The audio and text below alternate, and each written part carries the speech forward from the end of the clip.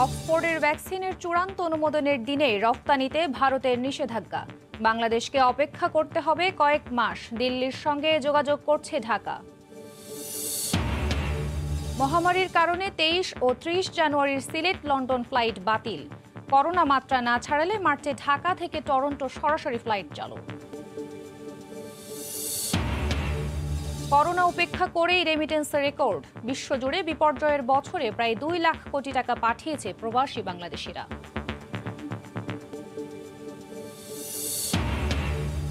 আতশবাজি, barbecue, জোরে গান বাজনা, সেন্ট মার্টিনে নিষিদ্ধ সবই। 14 নির্দেশনা না মানলে পর্যটকদের বিরুদ্ধে ব্যবস্থার হুঁশিয়ারি। এবং রাজধানীর ধানমন্ডি থেকে পান্থপথ ও হাতিরঝিল হয়ে বাড়িধারা পর্যন্ত নৌ রুটের পরিকল্পনা রাজুকের, কমবে যাতায়াতের দুর্ভোগ, ড্রেনেজ ব্যবস্থা উন্নয়নের আশা।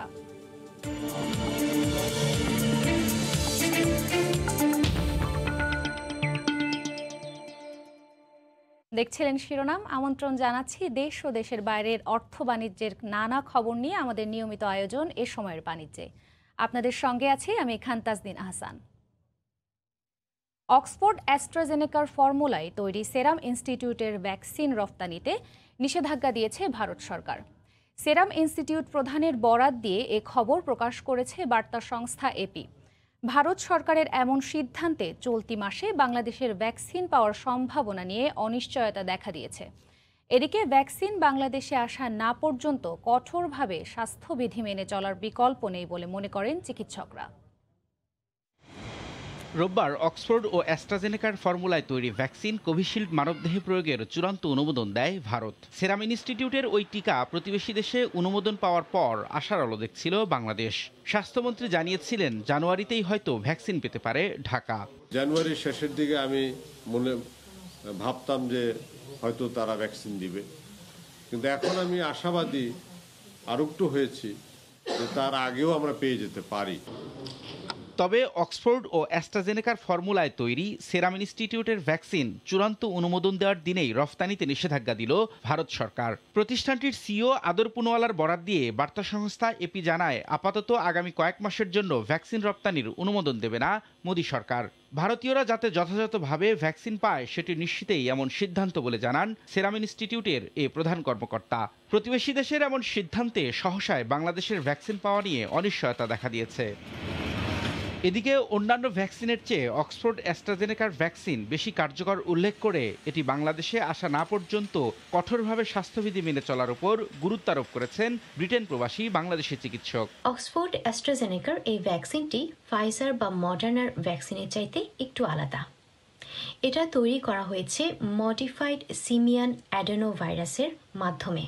এই মডিফাইড সিমিয়ান অ্যাডেনোভাইরাসটিকে মানুষের শরীরে প্রবেশ করিয়ে সেখান থেকে শরীরের নিজস্ব রোগ প্রতিরোধ ক্ষমতাটাকে বাড়ানো হবে। এই ভ্যাকসিনটি সম্ভবত আগামী কয়েক মাসের মধ্যে ইন্ডিয়ার বাইরে অন্য কোনো দেশে পৌঁছাবে না। আমাদের আরেকটি বড় সুযোগ থাকছে যে এই ভ্যাকসিনেশন ক্যাম্পেইনটার জন্য আমাদের যে বড় আকারের জনবল প্রয়োজন হবে বাংলাদেশে, তার জন্য ভালোভাবে কাজ করার এবং প্রস্তুত হওয়ার। দ্রুত ভ্যাকসিন পেতে কূটনৈতিক তৎপরতা বাড়াতে বাংলাদেশ সরকারের প্রতি আহ্বানও জানান তিনি। রবিউল ইসলাম আওলাদ, সময় সংবাদ।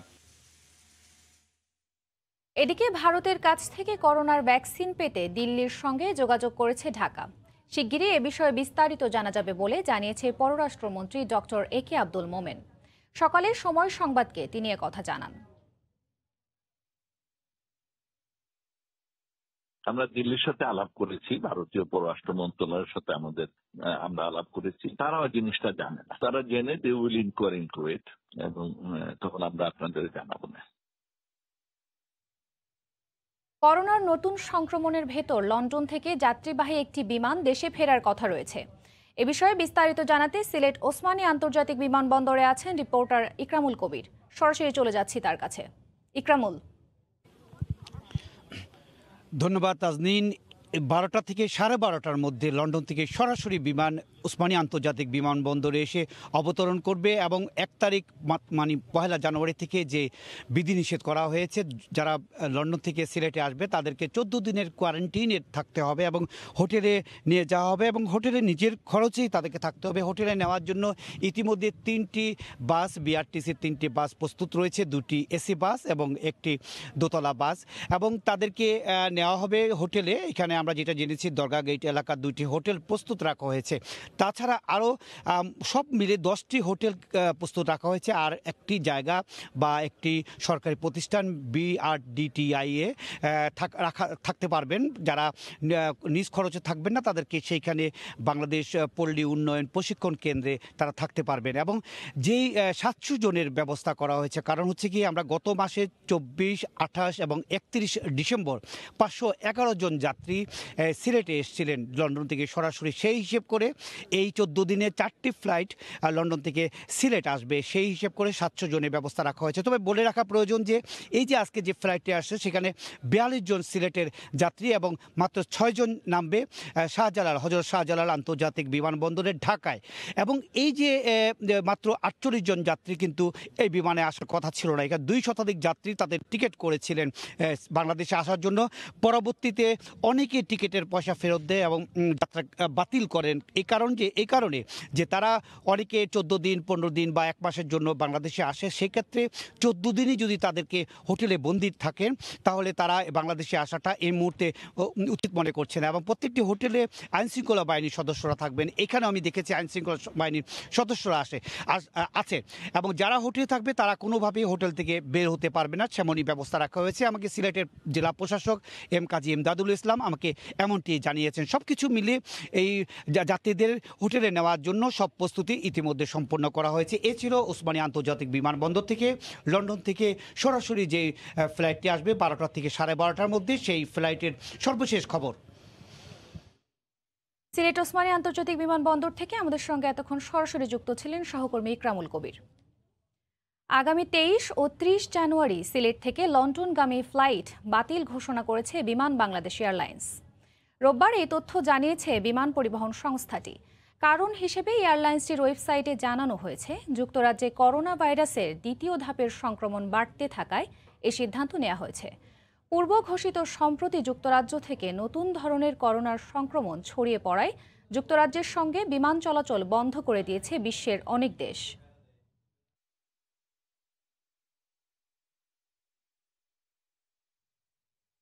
করোনা পরিস্থিতির অবনতি না হলে মার্চেই ঢাকা টরন্টো রুটে ডানা মেলতে যাচ্ছে বিমান বাংলাদেশ এয়ারলাইন্স। ঢাকা থেকে সরাসরি এই ফ্লাইটে 14 ঘন্টায় পৌঁছে যাওয়া যাবে টরন্টোতে।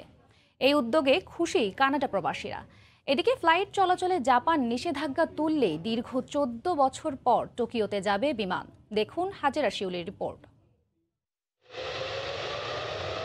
ইউরোপের জার্মানি, ফ্রান্স, গ্রিস ও যুক্তরাষ্ট্র সহ একসময় 28টি আন্তর্জাতিক গন্তব্যে ছিল বাংলাদেশ বিমানের ফ্লাইট। ক্রমাগত লোকসানে লন্ডন ছাড়া বন্ধ হয়ে গেছে ইউরোপের সব রুট।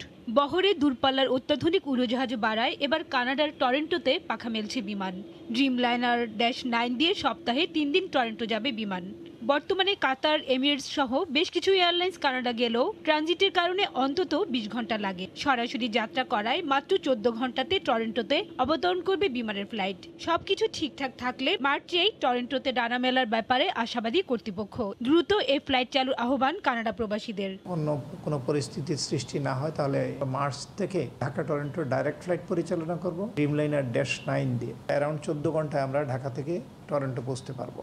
খুবই আনন্দিত যে বাংলাদেশ কানাডা বিমান চালু করার সংবাদ আমরা পেয়েছি। সুষ্ঠু একটা পরিচালনা কমিটি দিয়ে এখানে তারা ফ্লাইটটা পরিচালনা করে, এখান থেকে সবচেয়ে বেশি রেভিনিউ পাবে বাংলাদেশ সরকার। টরন্টো ফ্লাইট চালুর আগে বুঝে শুনে সিদ্ধান্ত নেওয়ার পরামর্শ বিশ্লেষকের। আমরা কোন মার্কেটে গেলে আমাদের জন্য লাভবান আমরা হব, সেই জিনিসগুলো কিন্তু একটা স্টাডি করতে হবে। তবে বিমানের সাবেক কর্মকর্তার মতে বহরের সক্ষমতা কাজে লাগাতে নতুন রুট চালুর বিকল্প নেই। যখনই বাংলাদেশ থেকে পশ্চিম দিকে যাওয়া হয় তখনই মিডল ইস্টার্ন ক্যারিয়ারগুলোর সাথে কম্পিটিশন আসে। আস্থা অর্জনের জন্য প্রথম জিনিসটাই হচ্ছে যে শিডিউলটা রক্ষা করা, দ্বিতীয়টা হলো যে সেবার মান। করোনার আগে 18টি রুটে যেত বিমানের ফ্লাইট। চেন্নাই, গুয়াংজু, টোকিও ও টরন্টো ফ্লাইট চালু হলে রুট বেড়ে দাঁড়াবে 22টিতে। হাজারা শিউলি, সময় সংবাদ, ঢাকা। করোনা উপেক্ষা করেই রেমিটেন্সে রেকর্ড গড়ে চলেছে বাংলাদেশ। বিশ্বজুড়ে বিপর্যয়ের বছরে যখন সব কিছুতে স্থবিরতা, তখন আগের বছরের চেয়ে 29,000 কোটি টাকা বেশি রেমিটেন্স পাঠিয়েছে প্রবাসীরা। এই রেকর্ডের পেছনে বৈধ পথে টাকা পাঠানোর প্রবণতাকে চিহ্নিত করেছেন অর্থনীতিবিদরা। পরিকল্পনামন্ত্রী বলছেন, এটি প্রবাসীদের পরিশ্রম ও দেশের রাজনৈতিক স্থিতিশীলতার ফসল।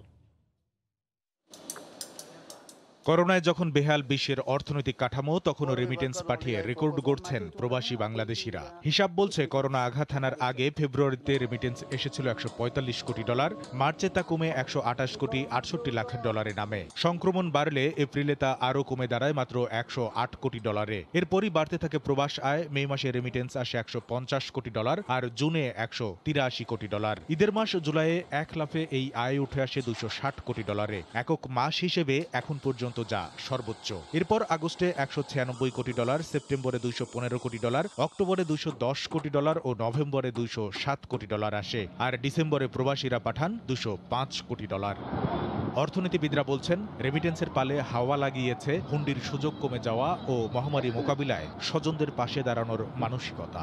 হুন্ডি বা এর মাধ্যমে যে রেমিটেন্স আসে সেগুলো কিন্তু এইভাবেই হয়ে থাকে বেশি, যেটা যারা স্বাস্থ্যের জন্য বাইরে যান কিংবা শিক্ষার সুযোগ সুবিধা, এই যে মানুষের মুভমেন্ট কম হওয়াতে হুন্ডির সুযোগ কম ছিল, ফলে বৈধ পথে রেমিটেন্স আসাটাও কিন্তু এই সময় রেমিটেন্সের প্রবৃদ্ধির একটা বড় কারণ। সদ্য সমাপ্ত বছরে $2,174 কোটি পাঠিয়েছেন প্রবাসীরা। রেমিটেন্স বৃদ্ধিকে সরকারের দৃঢ় নেতৃত্বের একটি সাফল্য হিসেবে দেখছেন পরিকল্পনা মন্ত্রী এম এ মান্নান। আমাদের কোটি মানুষ যারা বিদেশে বসবাস করেন, তাদের পরিশ্রমে দ্বারা অর্জিত অর্থের ফল এবং সর্বোপরি আমাদের দেশের যে স্থিতিশীলতা ছিল, দৃঢ় নেতৃত্ব ছিল, আমাদের সরকার প্রধান মাননীয় প্রধানমন্ত্রী যেভাবে এই বিষয়টা মোকাবিলা করেছেন, সেটা সারা বিশ্বে তিনি প্রশংসা অর্জন করেছে। 2019-20 অর্থ বছর থেকে 2% প্রণোদনা দেওয়ার পর থেকেই প্রবাসী আয়ে গতি আসে বলে জানিয়েছেন অর্থমন্ত্রী। এজন্য বিশ্বজুড়ে ছড়িয়ে ছিটিয়ে থাকা প্রবাসী বাংলাদেশি ও দেশবাসীকে ধন্যবাদ দিয়েছেন অর্থমন্ত্রী আ.হ.ম মুস্তফা কামাল। কামরুল হাসান সবুজ, সময় সংবাদ, ঢাকা। 1 লাখ টন পেঁয়াজ আমদানির পাশাপাশি 5% শুল্ক আরোপের সুপারিশ করেছে বাণিজ্য মন্ত্রণালয়। দেশে পেঁয়াজের ভরা মৌসুমে হঠাৎ ভারত থেকে আমদানি শুরু হওয়ায় দেশি পেঁয়াজের দাম পাচ্ছেন না চাষি। এ বিষয়ে বিস্তারিত জানাতে রাজধানীর শ্যামবাজারে আছেন রিপোর্টার কাজল আব্দুল্লাহ এবং নওগাঁর গোবরচাপা হাটে আছেন এমআর রকি। বিস্তারিত জানতে সরাসরি চলে যাচ্ছি তাদের কাছে। শুরুতেই যাব কাজল আব্দুল্লাহর কাছে। কাজল,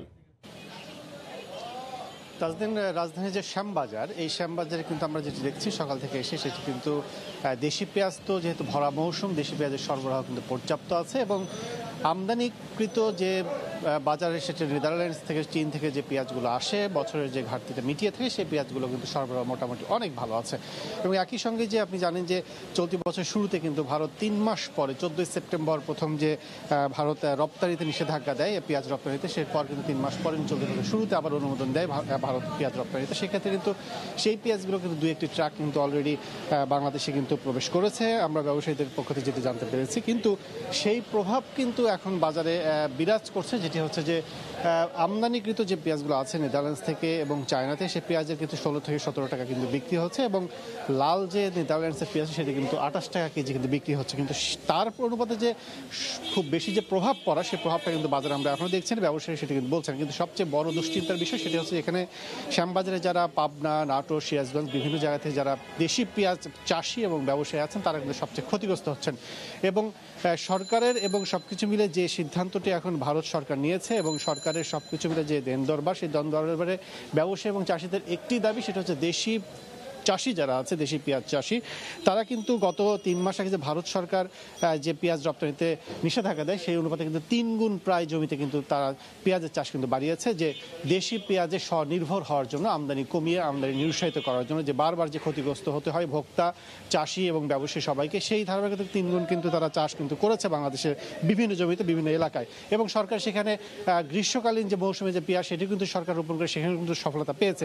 কিন্তু এর মধ্যে ভারতের পেঁয়াজ রপ্তানি পেঁয়াজতে আবার সেই নিষেধাজ্ঞা উঠে নেওয়ার ফলে কিন্তু দেশি পেঁয়াজ এখন বলা চলে যেটি 40 টাকা ছিল সেটি কিন্তু নেমে এসেছে 26 টাকা 25 টাকা দরে, যেটি কৃষক এখানে আমি কথা বলেছি তারা বলছে যে 40 টাকা থেকে 40 টাকার উপরে তাদের খরচই হয়েছে 1 কেজি পেঁয়াজ উৎপাদন, সেটি কিন্তু এখন তারা বিক্রি করছেন 26 টাকা।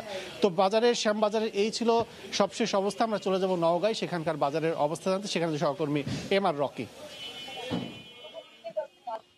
ধন্যবাদ কাজল, আপনাকে একটু জানিয়ে রাখি আমরা কিন্তু খুব ভোর সকালে এই বদলগাছির গোবরচোপা হাটে এসেছি এবং এখানে আমরা যেটা লক্ষ্য করছিলাম প্রান্তিক কৃষকরা কিন্তু তারা এখন তাদের মুড়ি কাটা যেসব পেঁয়াজ এই পেঁয়াজগুলি তারা হাটে তুলছেন এবং এই পেঁয়াজটি কিন্তু তাদের যে প্রত্যাশার জায়গা, প্রথম দিকে তারা কিন্তু এবার উৎসাহ নিয়ে পেঁয়াজ চাষ করেছেন এবং উৎসাহের সাথে তাদের যে আকাঙ্ক্ষা তা কিন্তু তারা বলছিলেন যে প্রথমে ভালো একটা দাম তারা পাচ্ছিল, 1600 থেকে 2000 টাকা পর্যন্ত তারা কিন্তু এই পেঁয়াজ বিক্রি করেছিল। কিন্তু গত 2 জানুয়ারি থেকে যখন পেঁয়াজ আমদানি করা হচ্ছে, ভারত থেকে পেঁয়াজ আসছে, এরকম একটা খবর আসার পর থেকে কিন্তু আমরা এই আজকের হাটে প্রতি মন 200 টাকা পর্যন্ত কম এখানে পেঁয়াজ কিনছে যারা এখানকার ব্যাপারী।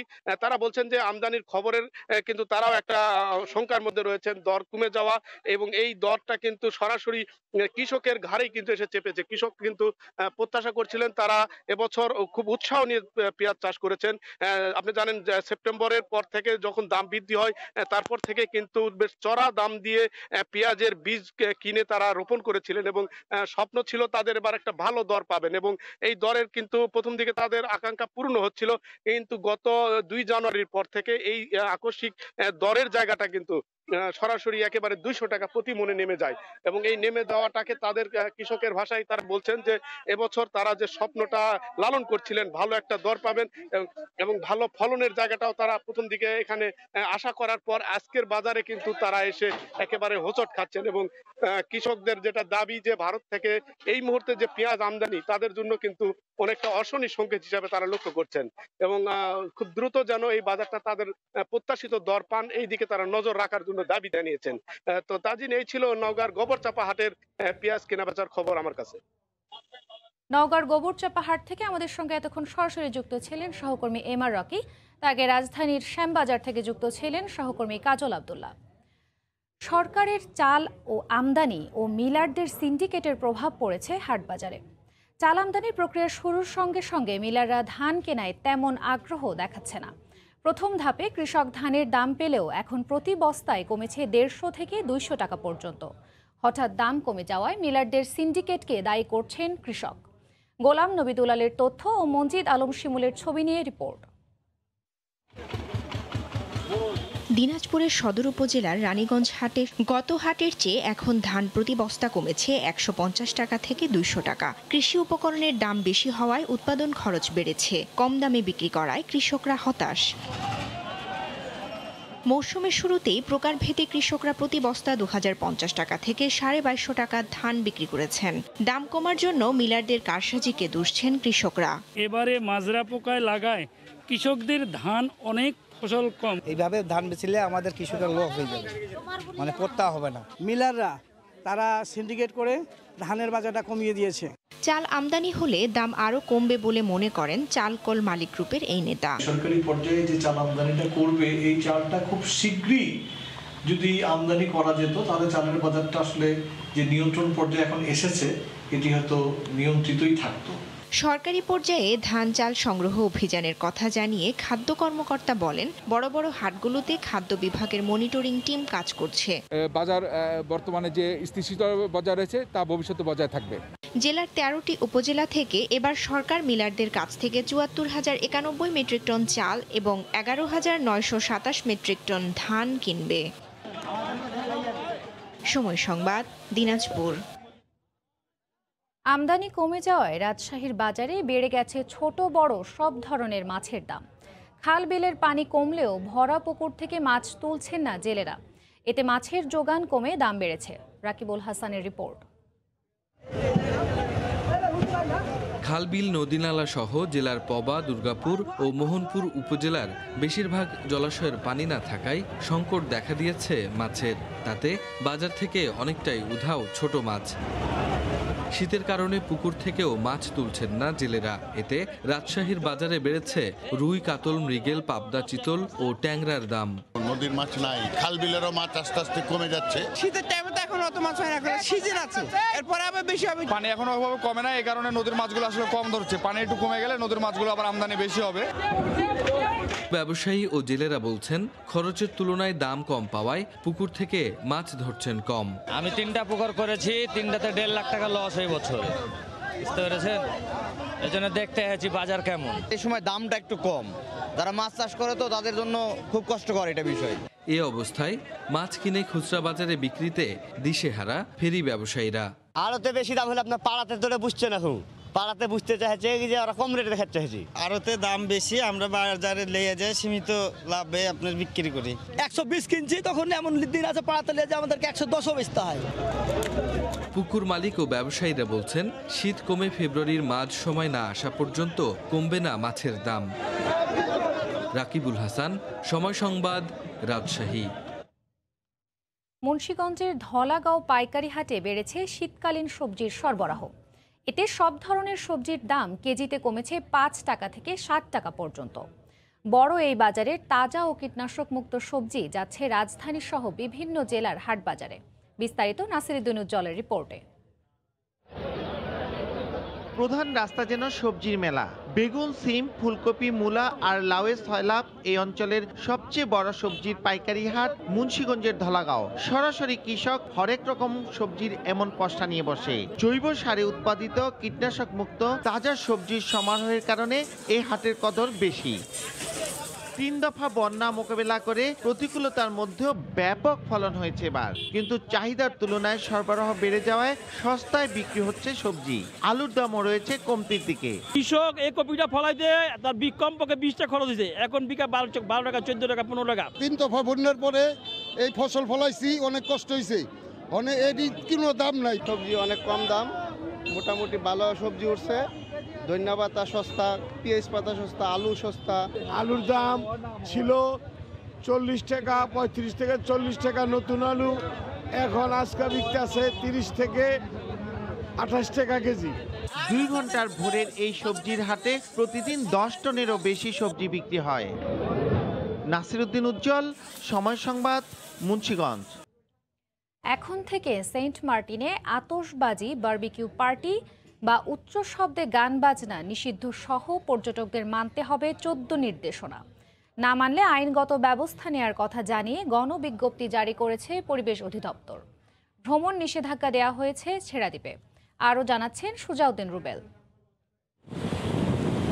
দেশের একমাত্র প্রবাল দ্বীপ সেন্ট মার্টিন, যার সৌন্দর্য উপভোগ করার জন্য প্রতি বছর ছুটে যায় হাজার হাজার পর্যটক। কিন্তু পর্যটকদের অবাধ যাতায়াতে প্রবাল দ্বীপ সেন্ট মার্টিনের অস্তিত্ব ও জীববৈচিত্র্য মারাত্মক হুমকির মুখে পড়েছে। তাই সেন্ট মার্টিন ভ্রমণে নতুন করে বিধিনিষেধ আরোপ করেছে সরকার। দ্বীপটিকে পরিবেশগত সংকটাপন্ন এলাকা ঘোষণা করে এক গণবিজ্ঞপ্তিতে পরিবেশ অধিদপ্তর বলেছে, অনিয়ন্ত্রিত পর্যটন এবং পর্যটকদের অসচেতনতা, দায়িত্বজ্ঞানহীনতা, পরিবেশ এবং প্রতিবেশ বিরোধী আচরণের কারণে সেন্ট মার্টিনের বিরল পরিবেশ এবং জীববৈচিত্র্য ধ্বংসের দ্বার প্রান্তে। তবে এই বিধিনিষেধের সিদ্ধান্তে নাকশ পর্যটন ব্যবসায়ীরা। এখানকার স্টেট হোল্ডার, এখানকার যারা নিয়ন্ত্রক বা এখানকার যারা স্থানীয় বাসিন্দা, আপনি কারোর সাথে কোনো রকমের কোনো আলোচনা করেন না, যে কারণে আমরা এটার সম্পূর্ণ বিরোধিতা না করলেও আমরা আংশিক বিরোধিতা করতেছি। তবে পরিবেশ অধিদপ্তরের এমন উদ্যোগকে ইতিবাচক বলছেন পরিবেশবাদীরা। বিধিনিষেধগুলো সমন্বয় করে কঠোরভাবে বাস্তবায়ন করার দাবি তাদের। এর আগেও কিন্তু অনেক বিধিনিষেধ আরোপ করা হয়েছিল, কিন্তু বাস্তবায়ন হয়নি। এবার আশা করব এই বিধিনিষেধগুলো যেন বাস্তবায়ন করা হয়। জেলা প্রশাসক জানালেন, সেন্ট মার্টিনের জীববৈচিত্র্য রক্ষায় সকল নাগরিককে বিধিনিষেধ মেনে সহযোগিতা করা উচিত। সরকারের তরফ থেকে এখানে পরিবেশ অধিদপ্তর আছে, কোস্টগার্ডকে কিছুটা দায়িত্ব দেওয়া হয়েছে, জেলা প্রশাসনও সেখানে আমাদের উপজেলা প্রশাসনের মাধ্যমে কাজ করছে। পর্যটনের ভরা মৌসুমে 5 মাস পর্যটকে মুখর থাকে প্রবাল দ্বীপ সেন্ট মার্টিন। প্রতিদিন কক্সবাজার ও টেকনাফ থেকে 60টি জাহাজে করে যাতায়াত করেন 5000-এর বেশি পর্যটক। সুজাউদ্দিন রুবেল, সময় সংবাদ, কক্সবাজার। ছোট বড় মোট 16টি দ্বীপ নিয়ে গঠিত সুইডেনের রাজধানী স্টকহোম। শহরের এক প্রান্ত থেকে অন্য প্রান্তে চলাচলে বাস, মেট্রো ট্রেন ছাড়াও অন্যতম মাধ্যম ছোট বড় জাহাজ। স্থানীয়রা ছাড়াও পর্যটকরা যাতায়াতে ব্যবহার করেন এই জাহাজ। সুইডেন থেকে আরও জানাচ্ছেন শফিউল আলম। সুইডেনের রাজধানী স্টকহোমকে বলা হয় উত্তর ইউরোপের ভেনিস। 16টি দ্বীপ নিয়ে গঠিত সুইডেনের রাজধানী স্টকহোম শহরটির ভিতর রয়েছে অনেকগুলো লেক। উপর থেকে দেখলে মনে হবে পুরো শহরটাই যেন পানির উপর ভাসছে। আর তাই বাল্টিক সাগরের তীরে অবস্থিত স্টকহোমকে অনেকে পানির সৌন্দর্যের শহরও বলে থাকেন। দ্বীপগুলোর সাথে পরস্পরের সংযোগে ব্রিজ থাকলেও রয়েছে জাহাজে যাতায়াতের ব্যবস্থাও। স্থানীয়দের পাশাপাশি এখানে ঘুরতে আসা পর্যটকরাও নিয়মিত যাতায়াত করেন এসব জাহাজে। আমি সবসময় এই বোটটাকে প্রেফার করি। এতে আমার অফিসে যাওয়ার পাশাপাশি প্রাকৃতিক পরিবেশে দেখার একটা সবসময় প্রতিদিনের একটা সুযোগ থেকে যায় আর কি। সো আমি কখনোই এই সুযোগটাকে হাতছাড়া করি না। I live in Stockholm. I've been living here for more than 20 years. আমি স্টকহোমে 20 বছরেরও বেশি সময় ধরে আছি। এই পানিপথে যাতায়াত করতে পছন্দ করি আমি। এটা আমার কাছে স্ক্যান্ডিনেভিয়ান ভেনিস বলে মনে হয়।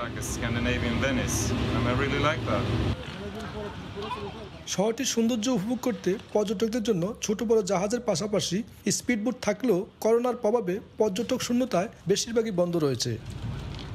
রাজধানী স্টকহোমের সৌন্দর্য উপভোগ করতে প্রতি বছর বিশ্বের বিভিন্ন প্রান্ত থেকে লাখ লাখ পর্যটক সহ স্থানীয়রা নিয়মিত যাতায়াত করেন এসব নৌজাহাজে। তবে করোনার প্রভাবে অনেকটা যাত্রীশূন্য এই জাহাজগুলো নিয়মিত চলছে নিজ গন্তব্যে। শফিউল আলম, সময় সংবাদ, সুইডেন। আবারও জানিয়ে দিচ্ছি এ সময়ের বাণিজ্যের শিরোনামগুলো। অক্সফোর্ডের ভ্যাকসিনের চূড়ান্ত অনুমোদনের দিনেই রফতানিতে ভারতের নিষেধাজ্ঞা। বাংলাদেশকে অপেক্ষা করতে হবে কয়েক মাস, দিল্লির সঙ্গে যোগাযোগ করছে ঢাকা। মহামারীর কারণে 23 ও 30 জানুয়ারি সিলেটের লন্ডন ফ্লাইট বাতিল। করোনা মাত্রা না ছাড়ালে মার্চে ঢাকা থেকে টরন্টো সরাসরি ফ্লাইট চালু। এবং করোনা উপেক্ষা করেই রেমিটেন্সের রেকর্ড। বিশ্বজুড়ে বিপর্যয়ের বছরে প্রায় 2 লাখ কোটি টাকা পাঠিয়েছেন প্রবাসী বাংলাদেশিরা।